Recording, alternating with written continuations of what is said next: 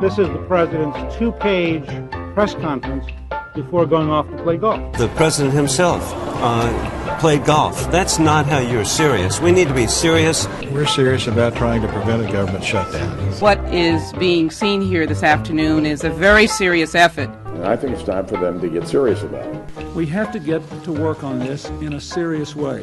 Let's sit down and talk about serious things in a serious way. Let's discuss this very serious matter. And get down to serious government. Very serious discussions. Listen, as you all know, I've never believed that shutting the government down was the goal. And we're trying to keep open the government. We don't want to shut government down. We just want to cut spending.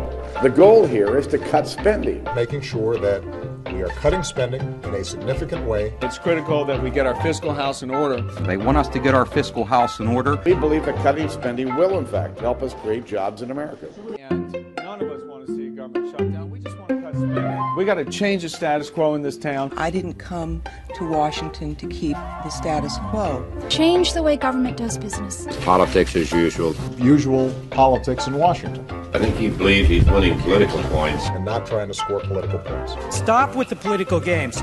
They don't like these games. Stop this silliness. This exercise of political power. The political posturing by the White House. You know, this is just more smoke and mirrors. No smoke and mirrors. This notion that somehow we're offering smoke and mirrors. Balancing the federal budget. We must lift the burden of debt that threatens the future of our children and grandchildren. And sends the bill to our children and grandchildren. Protect our children and grandchildren. We think we owe it to our constituents, to our children and grandchildren. I want a meeting again tomorrow. We've had a lot of meetings. And if that doesn't work, we'll invite them again the day after that. Senator Dole and I are prepared to meet with the president. It was a good meeting. 2.5 months and 40-some meetings. That's the real shame. It's a real shame. Shame on them.